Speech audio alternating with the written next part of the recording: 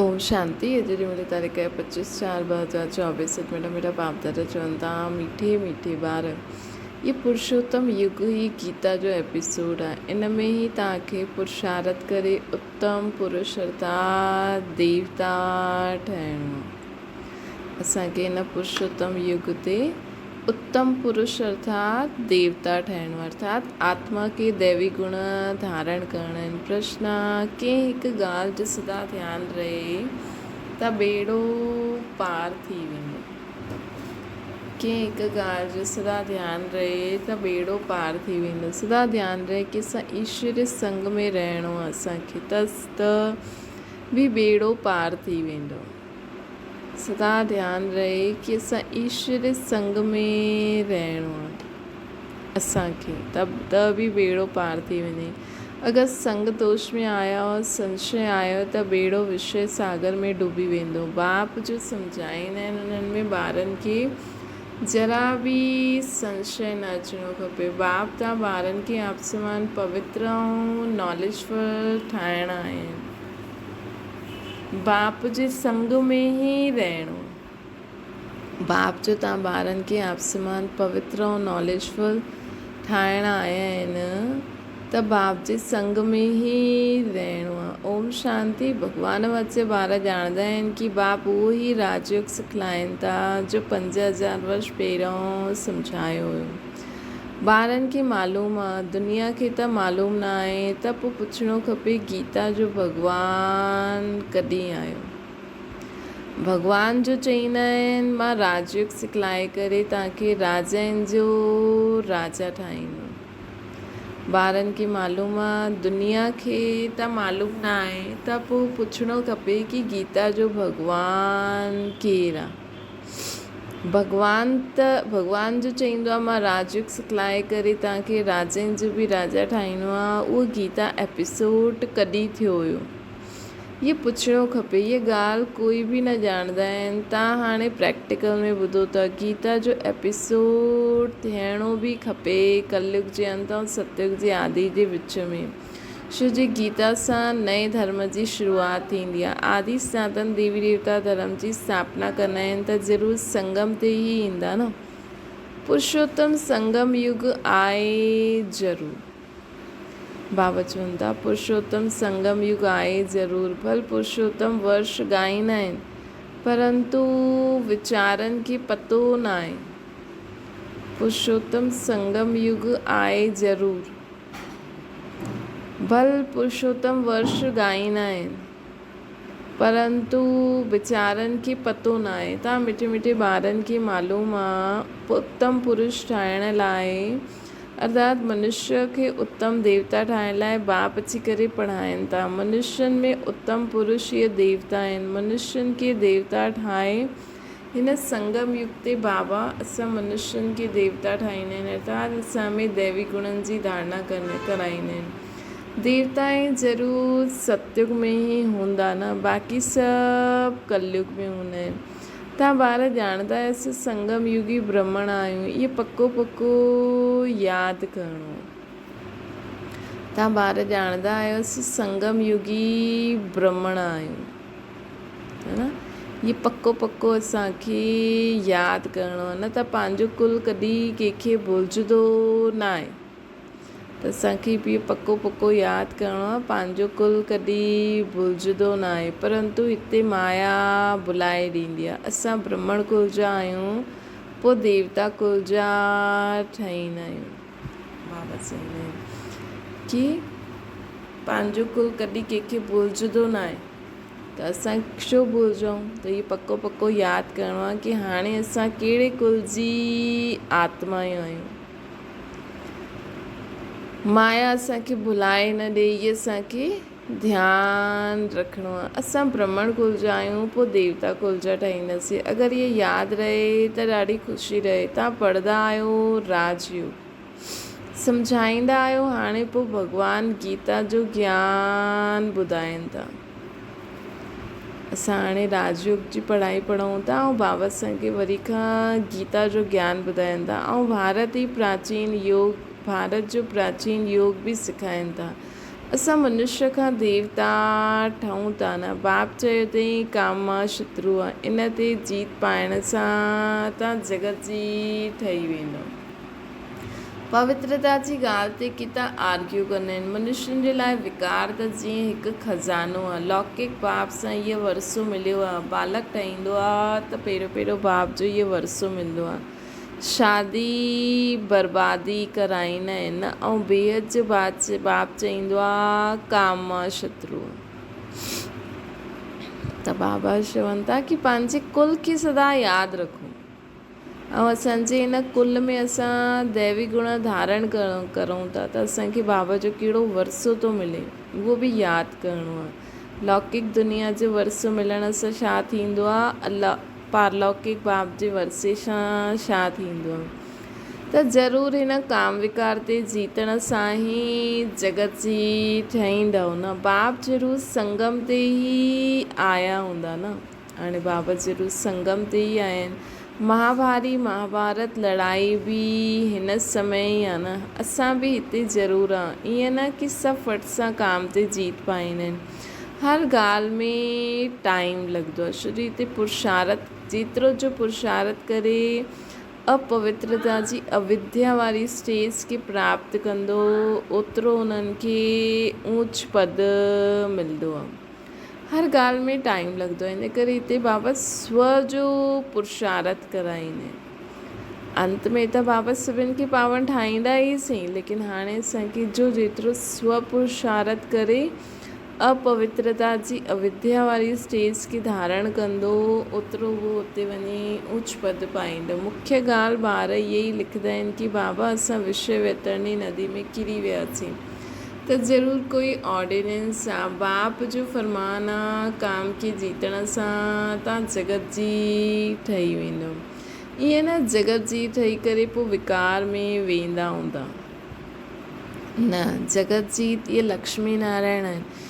इन्हनि खे चइबो आहे संपूर्ण निर्विकारी। देवता आहिनि की सभु निर्विकारी चईंदा आहिनि। जेके तव्हां राम राज्य चईंदा आहियो न उहो आहे वॉइसलेस वर्ड। देवता आहिनि की सभु निर्विकारी चईंदा आहिनि। जेके तव्हां राम राज्य चईंदा आहियो उहा आहे ई वॉइसलेस वर्ड। कहिड़ी राम राज्य? इहा आहे विशियस वर्ड। अपवित्र गृहस्थ आश्रम आहे न। बाबा सम्झाईंदा आहिनि तव्हां पवित्र गृहस्थ आश्रम जा हुयो, हाणे 84 जनम वठंदे अपवित्र ठहिया आहियो।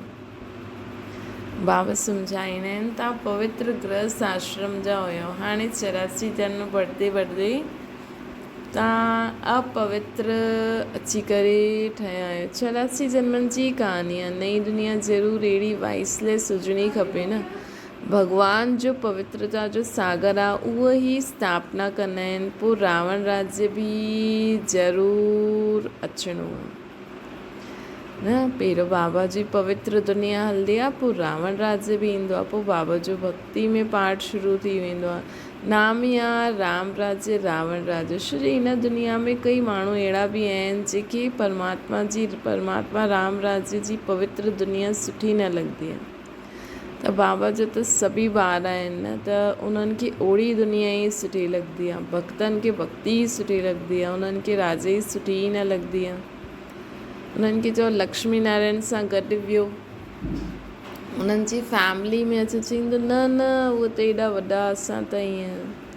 त अहिड़े माण्हुनि जे लाइ पोइ रावण राज्य बि ज़रूरु अचिणो आहे जंहिंमें भक्ति हूंदी आहे। रावण राज्य माना ई आसुरी राज्य। हाणे तव्हां आसुरी राज्य में वेठा आहियो।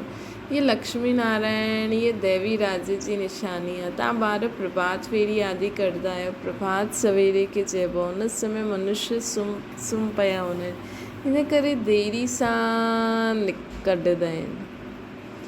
प्रदर्शनी बि सुठी तॾहिं थिए जॾहिं हुते सेंटर में प्रदर्शनी बि सुठी तॾहिं थिए जॾहिं हुते सेंटर बि हुजे, जिते वञी करे सम्झनि की काम मां शत्रु आहे। इन ते जीत पाइण सां जगत जी ठहींदा आहिनि। लक्ष्मी नारायण जो चित्र साथ में ज़रूरु हुजणो खपे, ट्रांसलाइट जो। इनखे कॾहिं भुलिजणो न खपे। इहे हिकु चित्र ऐं सीढ़ी ट्रक में जीअं देवियुनि खे कढंदा आहिनि न, ईअं तव्हां इहे टे ट्रक सजाए करे उन में मुख्य चित्र कढो त सुठो लॻे, है न। इहा हिकु त लक्ष्मी नारायण जो सीढ़ी वारो चित्र, लक्ष्मी नारायण जो चित्र ऐं सीढ़ी वारो चित्र। दिन प्रतिदिन चित्रनि जी वृद्धि बि थींदी वेंदी आहे। तव्हांजो ज्ञान वृद्धि खे पाईंदो रहंदो। ॿारनि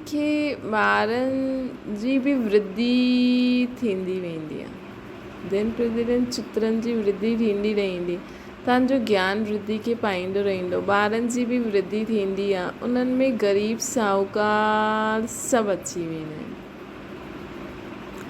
उन्हनि में ग़रीब साहूकार सभु अची वेंदा आहिनि। शिव बाबा जो भंडारो भरंदो वेंदो आहे न। जो भंडारा भरंदा आहिनि उन्हनि खे उते रिटर्न में कई गुण मिली वेंदा आहिनि। तॾहिं बाप चवंदा आहिनि, मिठा ॿार तव्हां आहियो पद्म पति ठहण वारा, सो बि 21 जन्मनि जे लाइ। बाबा ख़ुदि चवंदा आहिनि, तव्हां जगत जा मालिक ठही वेंदा 21 पीढ़ी असां जगत जा मालिक ठही वेंदासीं। मां ख़ुदि डायरेक्ट आयो आहियां। बाबा हाणे ख़ुदि डायरेक्ट आहिनि। तव्हांजी हथेली ते, तव्हांजे लाइ हथेली ते विश्त खणी आयो आहियां। जीअं ॿार जॾहिं पैदा थींदो आहे त बाप जो वरसो हुनजी हथेली ते ई आहे। बाप चवंदा आहिनि, इहे घर बार आदि सभु कुझु तव्हांजो आहे। बेहद जो बाप बि चवंदा आहिनि, तव्हांजो मुंहिंजा ठहींदा आहियो त ही स्वर्ग जी बादशाही तव्हांजे लाइ। बेहद जो बाप चवंदा आहिनि कि ॿार तव्हांजो ठहींदा आहियो त ही स्वर्ग जी बादशाही तव्हांजे लाइ आहे। 21 पीढ़ी छो जी तव्हां काल ते जीत पाए वठंदा आहिनि। इन करे बाप खे महाकाल चइबो है न। बेहद जो बाप बि चवंदा आहिनि, तव्हां मुंहिंजा ठहींदा आहियो त मां तव्हांखे स्वर्ग जी बादशाही ॾेई छॾंदो आहे। 21 पीढ़ी छो जी तव्हां काल ते जीत पाए वठंदा आहियो न। इन करे 21 पीढ़ी असांखे स्वर्ग जी बादशाही मिली वेंदी आहे। 21 पीढ़ी मतिलबु इहे जन्म बि। इन करे बाप खे चवंदा आहिनि महाकाल कोई मारण वारो न आहे। उन्हनि जी त महिमा कबी आहे। सम्झंदा आहिनि भॻवानु यमदूत भेजे, इहा कोई ॻाल्हि न थींदी आहे। इहे सभु भक्ति मार्ग जी ॻाल्हियूं आहिनि। इहे त अंत घड़ी असांजा ई किया हुआ कर्म असांजे साम्हूं ईंदा आहिनि। बाप चवंदा आहिनि, मां कालनि जो काल आहे। पहाड़ी माण्हू महाकाल खे बि ॾाढो मञंदा आहिनि। बाबा त असांखे काल अर्थात बे टाइम समय अची वेंदो आहे न, हुनजी पंजे सां छुड़ाईंदा आहिनि। सतयुग में त असां पंहिंजी स्वेच्छा सां शरीर छॾंदासीं न। बाप चवंदा आहिनि, मां कालनि जो काल आहे। पहाड़ी माण्हू महाकाल खे बि मञंदा आहिनि। महाकाल जे मंदर बि आहिनि। ईअं झंडियूं लॻाए ॾींदा आहिनि जो त बाप ॿिए ॿारनि खे सम्झाईंदा आहिनि। इहे बि सम्झंदा आहियो कि राइट ॻाल्हि आहे। बाप खे यादि करण सां ई जन्मांतर जा विक्रम भस्म थी वेंदा। त हुनजो प्रचार करणो खपे। कुंभ जे मेले आदि ॾाढा लॻंदा आहिनि। सनानु करण जो बि ॾाढो महत्व ॿुधाईंदा आहिनि। हाणे तव्हां ॿारनि खे इहे ज्ञान अमृत 5000 वर्ष पोइ मिलंदो आहे। हाणे असांखे ज्ञान अमृत 5000 वर्ष पोइ मिलंदो आहे। वास्तव में हिनखे अमृत नाम न चईंदासीं, त पढ़ाई आहे। इहे सभु भक्ति मार्ग जा नाम आहिनि। बाबा चवंदा आहिनि, इहे सभु भक्ति मार्ग जा अलॻि अलॻि नाम ॿुधाए छॾिया अथनि। अमृत नाम ॿुधी करे चित्रनि में पाणी ॾेखारियो अथनि। अमृत नाम ॿुधी करे पोइ चित्रनि में पाणी वेही ॾेखारियो अथनि, गंगा पाणी। बाप चवंदा आहिनि, मां तव्हांखे राजयोग सिखलाईंदो आहे। पढ़ाई सां ई ऊच पद मिलंदो आहे। बाबा त असांखे राजयोग सिखलाईंदा आहिनि न। पढ़ाई सां ई ऊच पद मिलंदो आहे। सो बि मां पढ़ाईंदो आहियां। भॻवान जो कोई अहिड़ो सजायो उहो रूप त आहे न। है ना। बाबा ईअं थोरी सजी सजाई करे असांखे पढ़ाईंदा आहिनि। बाबा त साधारण तन में अची करे केॾो ऊचो ज्ञान ॾींदा आहिनि। पढ़ाई सां ई ऊच पद मिलंदो आहे। सो बि मां पढ़ाईंदो आहे। भॻवान जो कोई अहिड़ो सजल रूप थोरी आहे। इहे त बाप हिन में अची करे पढ़ाईंदा आहिनि। पढ़ाए करे आत्माउनि खे आप समान ठाहींदा आहिनि। बाबा हिन में अची करे पढ़ाईंदा आहिनि, पोइ पढ़ाए करे आप समान ठाहींदा आहिनि। ख़ुदि लक्ष्मी नारायण थोरी आहे जो आप समान ठाहींदा। आत्मा पढ़ंदी आहे, उन्हनि खे आप समान नॉलेजफुल बाबा ठाहींदा आहिनि। ॾिसो बाबा ख़ुदि निराकार आहे, लेकिन बाबा जो ज्ञान धारण करे बाप समान ठही करे असां इहे लक्ष्मी नारायण जहिड़ा ठहींदासीं।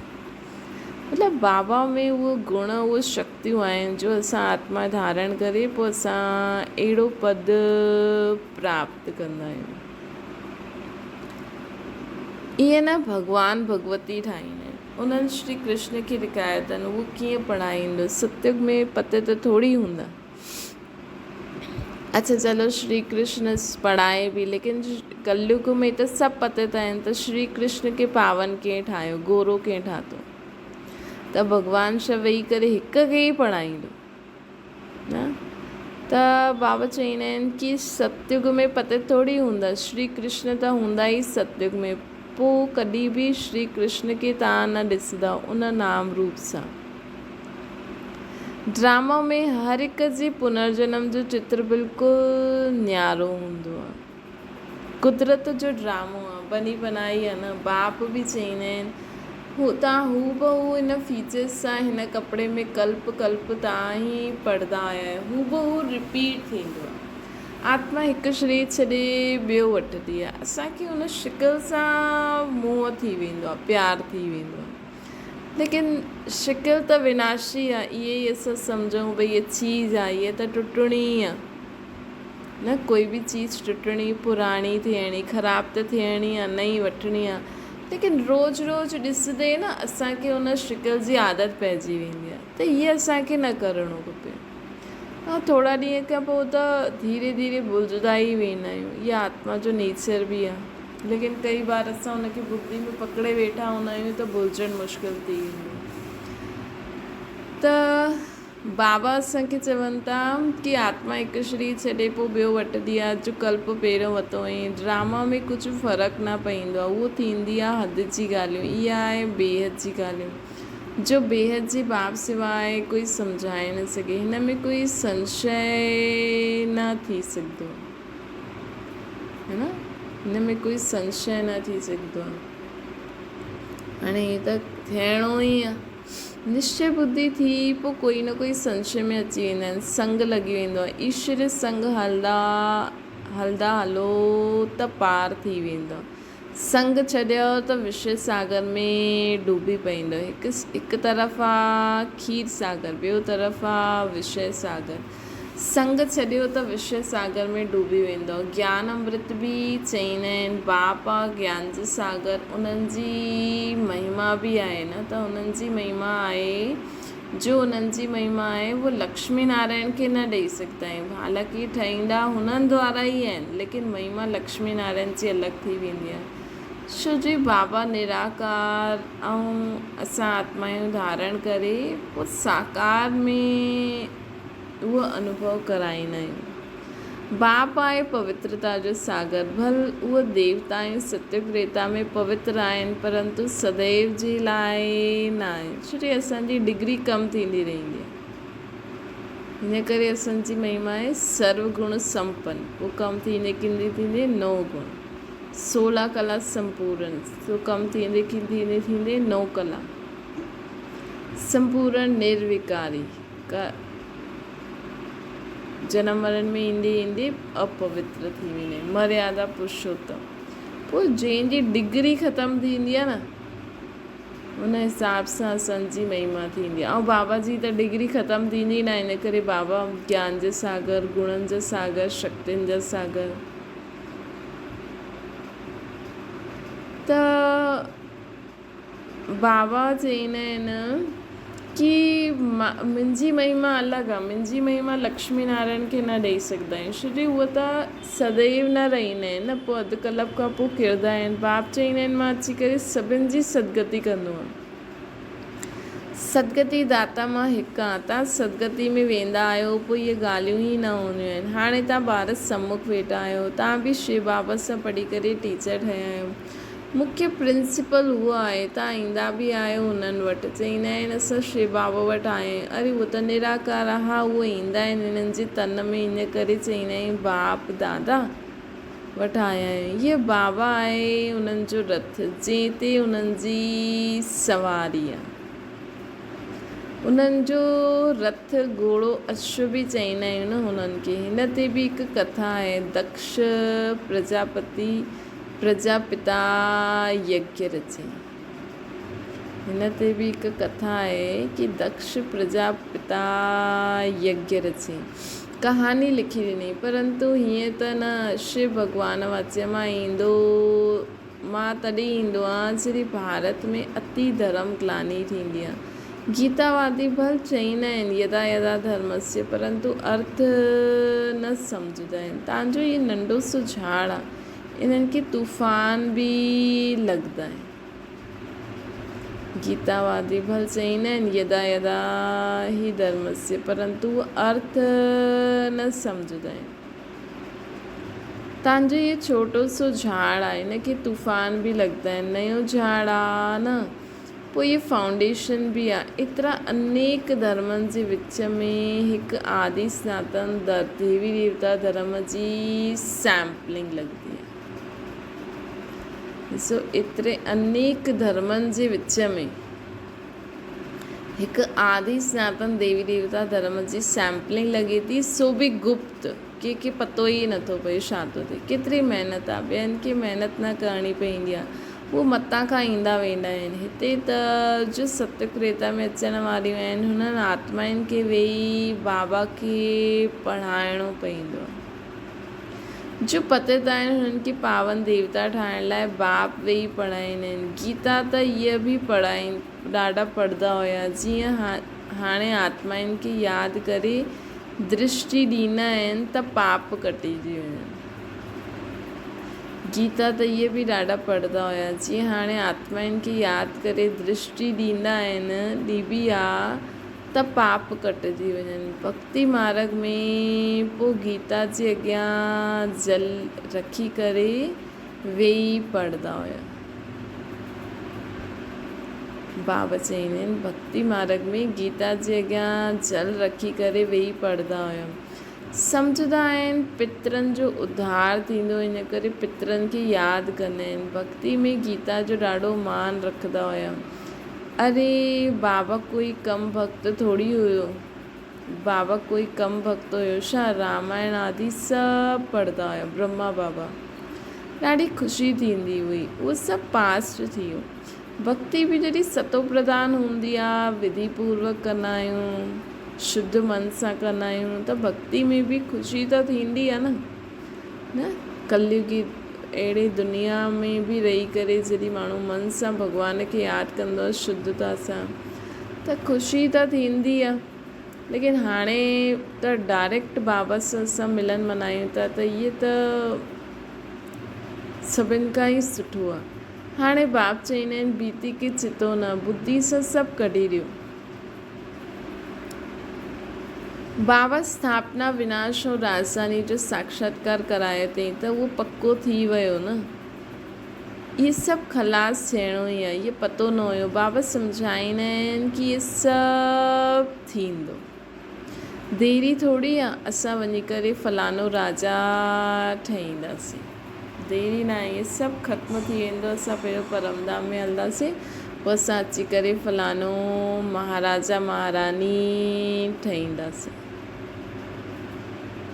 पतो न बाबा छा छा सम्झाईंदा रहंदा हुया, सम्झंदा रहंदा हुया। पतो न बाबा छा छा सम्झंदा रहंदा हुया। तव्हां ॿार ॼाणंदा आहियो बाबा जी प्रवेशता कीअं थी। इहे ॻाल्हियूं मनुष्य न ॼाणंदा आहिनि। ब्रह्मा विष्णु शंकर जो नाम त वठंदा आहिनि, परंतु हिन टिन्हिनि मां सां भॻवानु कंहिंमें प्रवेश कंदा आहिनि अर्थ न ॼाणंदा हुया। उहो माण्हू विष्णु जो नाम वठी छॾंदा आहिनि। हाणे उहो त देवता आहे, उहो कीअं पढ़ाईंदो? बाबा ख़ुदि बतलाईंदा आहिनि, मां हिन में प्रवेश कंदो आहियां। इन करे ॾेखारींदा आहिनि कि ब्रह्मा द्वारा स्थापना, हिन करे ब्रह्मा जे हथनि में ई वेद शास्त्र ॾेखारींदा आहिनि, है न। त इहे बि असां सम्झी सघंदा आहियूं कि भॻवानु ब्रह्मा जे तन में ई ईंदो आहे, छो जो गायना ब्रह्मा द्वारा स्थापना, ब्रह्मा जे हथ में ई वेद शास्त्र ॾेखारींदा आहिनि। हालांकि बाबा वेद शास्त्र त न पढ़ंदा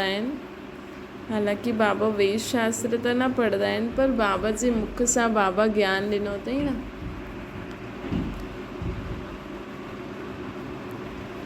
त बाबा चईंदा आहिनि कि मां इन्हनि में प्रवेश कंदो आहियां। उहो पालना ऐं विनाश, इहे ॾाढी सम्झण जी ॻाल्हियूं आहिनि। भॻवानु वटि चए मां तव्हांखे राजयोग सिखलायां थो, उहो भॻवानु कॾहिं आयो जो राजयोग सिखलायईं ऐं राजा जी पद दिलाईं। हाणे तव्हां सम्झंदा आहियो, 84 जन्मनि जो राज बि बाबा सम्झायो अथई न, पूज्य ऐं पुजारी जो बि सम्झायो अथई। विश्व में शांति जो राज्य हिन लक्ष्मी नारायण जो हुयो न, जो सॼी दुनिया चाहींदी आहे। हिन समय सॼी दुनिया इहे ई चाहींदी आहे न। जॾहिं लक्ष्मी नारायण जो राज्य हुयो त हुन समय सभु शांति धाम में हुया। जॾहिं लक्ष्मी नारायण जो राज्य हूंदो त बाक़ी सभु धर्म वारा शांति धाम में हूंदा। हाणे असां श्रीमती कार्य करूं था, अनेक बार कयो आहे ऐं कंदा रहंदासीं। इहे बि ॼाणंदा आहियो कोटनि में कोई निकिरंदो, इहे बि ॼाणंदा आहियो कोटनि में कोई निकिरंदो जो असांजे कुल में ईंदो। देवी देवता धर्म वारनि खे ई टच थींदो। भारत जी ही ॻाल्हि आहे, जो हिन कुल जा हूंदा उहो निकिरंदा ईंदा ऐं निकिरंदा ई रहंदा आहिनि, निकिरंदा बि आहिनि ऐं निकिरंदा ई रहंदा। असांजे कुल जी जो बि आत्माएं हूंदियूं उहे निकिरंदियूं बि आहिनि ऐं निकिरंदियूं बि रहंदियूं। जीअं तव्हां निकिता आहियो हूअं ॿिया प्रजा बि ठहींदी वेंदी। जो सुठो पढ़ंदो आहे उहो सुठो पद पाईंदो। मुख्य आहे ज्ञान योग। योग जे लाइ बि ज्ञान खपे न, उहो पावर हाउस सां गॾु योग लॻाइण लाइ ज्ञान बि त खपे। योग सां विक्रम विनाश थींदा ऐं हेल्थ वेल्दी ठहींदा। जेतिरो असां ज्ञान ॿुधी करे बाबा खे यादि कंदा वेंदासीं त असांजी हेल्थ बि सुठी थींदी, छो जो बाबा खे यादि करण सां असांजी आत्मा हेल्दी थी वेंदी आहे। असांजी आत्मा हेल्दी थींदी त शरीर बि हेल्दी थी वेंदो।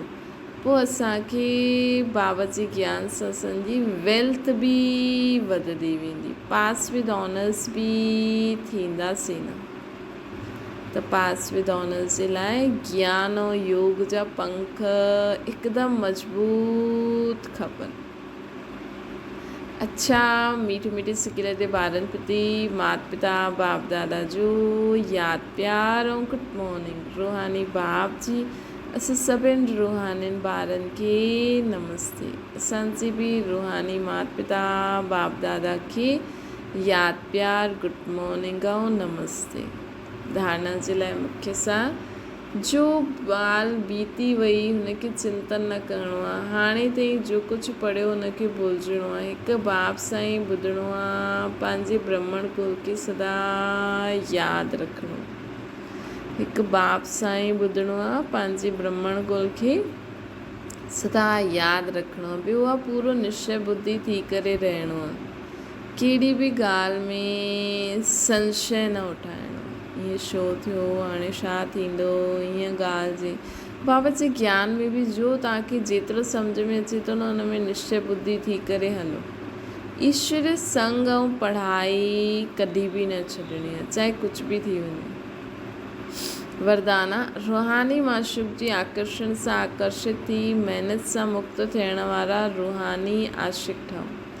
माशूक पंहिंजे खोए हुए आशिकनि खे ॾिसी ख़ुशि थींदा आहिनि।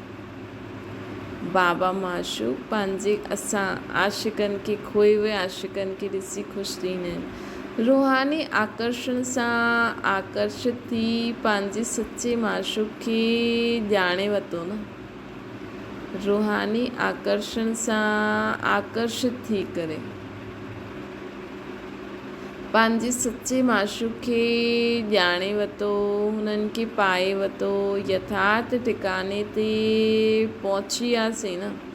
जॾहिं अहिड़े आशिक आत्मायूं हिन मोहबत जी लकीर जे अंदरि पहुचंदियूं आहिनि त अनेक प्रकार जी महिनत सां छुटिजी वेंदियूं आहिनि। जॾहिं अहिड़ी आशिक आत्मायूं हिन मोहबत जी लकीर जे अंदरि पहुचंदा आहिनि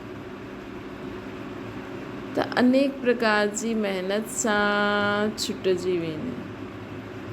छो जी जाते ज्ञान सागर जी स्नेह जी लहरियूं, शक्तियुनि जी लहरियूं सदा जे लाइ रिफ्रेश करे ॾींदियूं आहिनि। छो जी हिते बाबा जे संग में अची वेंदा आहिनि न, बाबा जे मोहबत जी लकीर जे अंदरि अगरि असां पहुची वियासीं त बाबा जी स्नेह जी शक्तियुनि जी लहरियुनि सां सदा रिफ्रेश थींदा रहंदासीं और सदा सेफ बि रहंदासीं। इहे मनोरंजन जो विशेष स्थान आहे, मिलण जो स्थान आहे।